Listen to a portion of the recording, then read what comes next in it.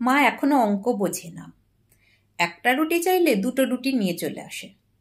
কোথাও যাওয়ার হলে 20 টাকার বদলে পকেটে 50 টাকা ঢুকিয়ে দেয়। মা ইংরাজিও বোঝে না। আই হেট ইউ বললে উল্টে না বুঝে আমাকে বুকে টেনে নেয়। মা মিথ্যেবাদী, না খেয়ে বলে খেয়েছি। নিজের প্রিয় খাবারগুলো পেটে খিদে থাকা সত্ত্বেও ছেলের জন্য যত্ন করে তুলে রাখে। মা বোকা, সারা জীবন কলুর বলদের মতো রান্নাঘর আর আমাদের ভালো মন্দের কথা ভাবতে ভাবতে কাটিয়ে দেয়। মা চোর, বন্ধুদের সাথে পিকনিকে যাব বললে রাতের বেলায় বাবার পকেট থেকে টাকা চুরি করে আমাকে দিয়ে দেয়।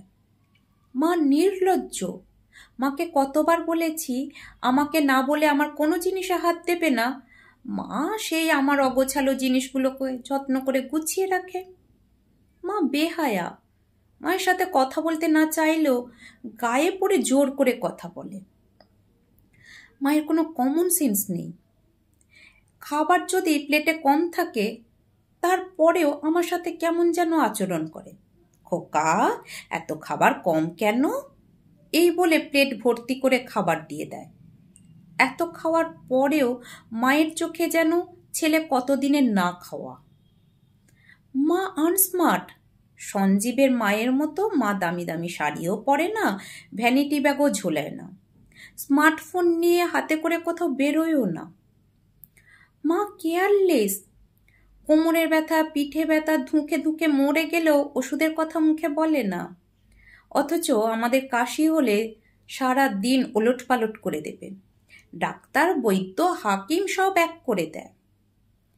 মা স্বার্থপর, আমাদের কথা আর বাবার কথা ভাবতে ভাবতে সব সুখ বিসর্জন দেয়। পৃথিবীর সবচেয়ে খারাপ বোধ হয় মা, সেই জন্য আমরা তাদের সাথে এমন আচরণ করি, তবুও তাদের পরিবর্তন হয় না। প্রতিদিন একই কাজ বারবার করে চলে। মা আমাদের কথা ভাবতে ভাবতে সারাদিন কাটিয়ে দেয়, আর আমরা একটু বড় হলে তাদেরকে বৃদ্ধাশ্রমে না হলে আমাদের জীবন থেকে দূরে রাখি। তবুও তারা কত বোকা, সন্তানের মঙ্গলের জন্য ঠাকুরের কাছে প্রার্থনা করে, সন্তানকে সারা জীবন ভালোবেসেই যায়, বিনিময়ে দিনে একবার সন্তানের মুখ থেকে আদর করে মা ডাক শুনতে চায়। তারা কত নির্বোধ, তাই না? যারা এসব কথা ভাবেন তাদের উদ্দেশ্যে আমার একটাই বার্তা।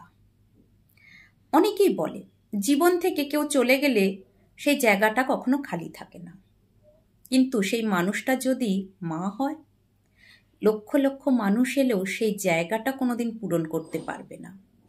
তাই বলছি, মায়েদের যত্ন করুন, ভালোবাসুন।